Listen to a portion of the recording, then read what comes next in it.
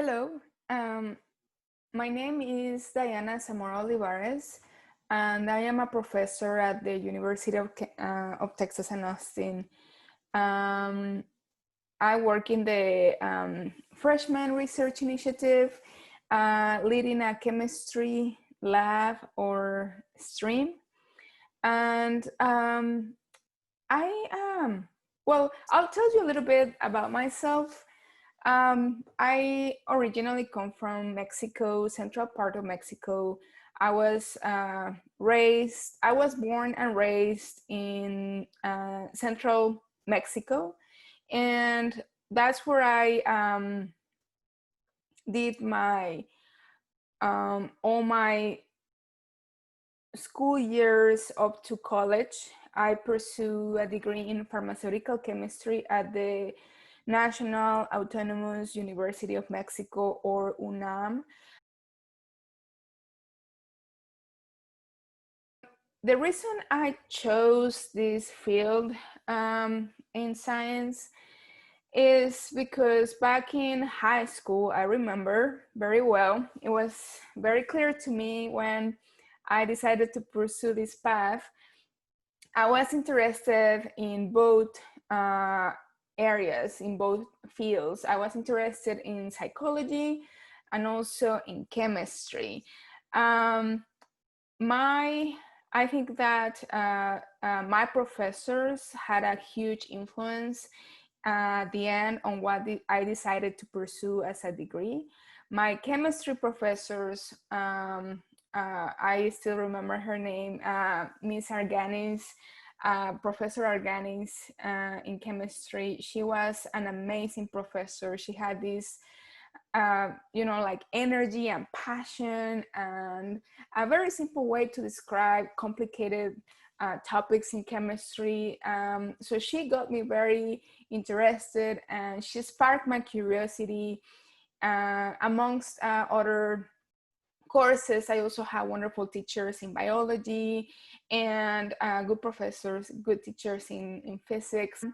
I remember someone in a workshop asked us to imagine what would you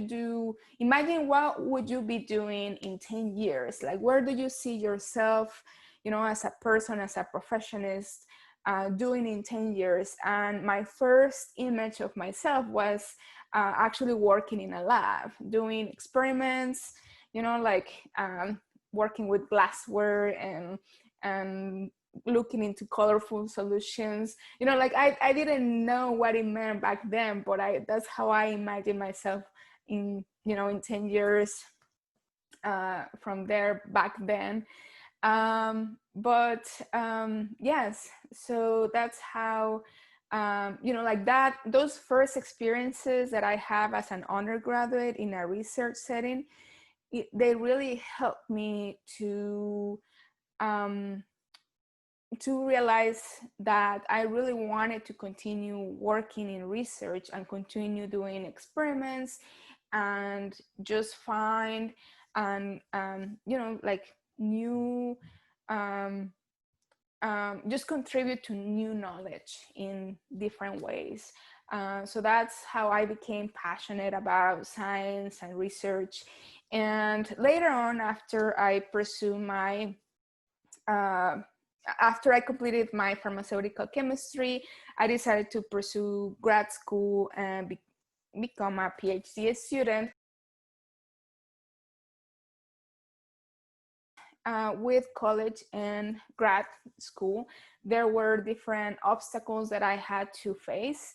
During college, the obstacle that I remember the most was the fact that it was very hard for me to communicate with my family what is exactly that I was learning and doing, because I was the first one going to college and pursuing, like a chemistry degree.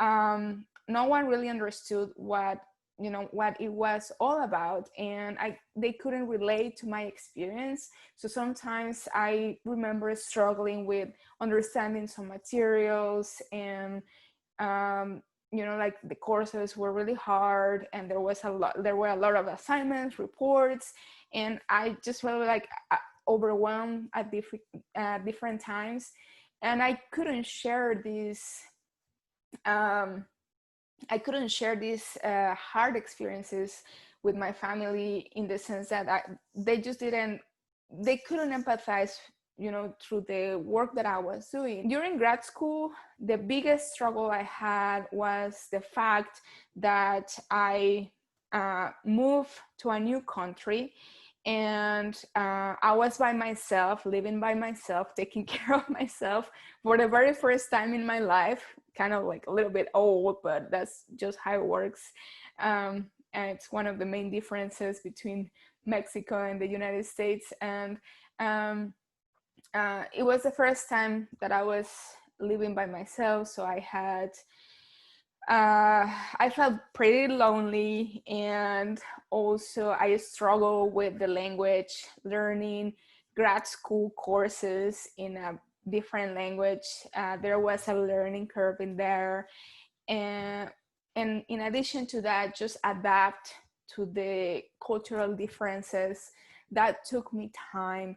And later on, the first 6 months were the hardest. After passing those 6 months, I made new friends who became my family, like my second family. And fortunately, I had also the support of, professors. I found wonderful professors here at UT. And my PI, Professor Eric Ansing, was a really wonderful PI who supported me all along the way, along with my lab mates during grad school. I believe one of my biggest philosophies in life is that anything you want to achieve requires hard work. And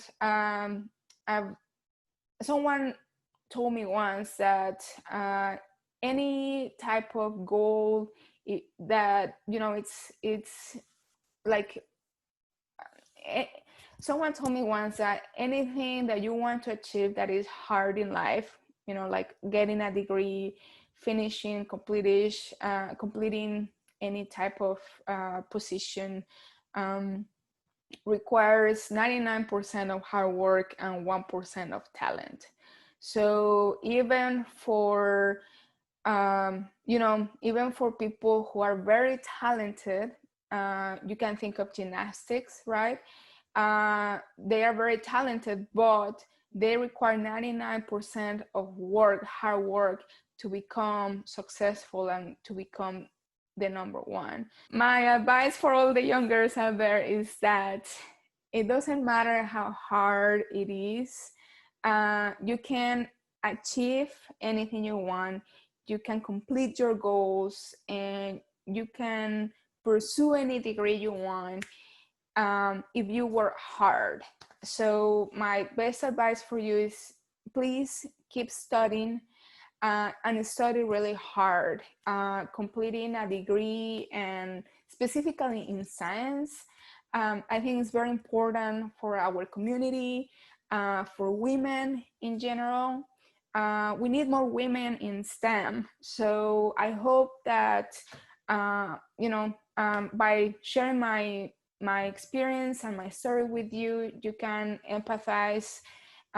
Maybe some of you will feel identified with some of my experiences, but definitely, the number one goal and advice that I have for all of you is just work as hard as you can, and also enjoy your time while you're young. Try to have fun, for sure, but I think those two things come hand by hand. So yes, I hope, I wish you all the best, and I hope that your dreams come true through hard work, for sure. Bye.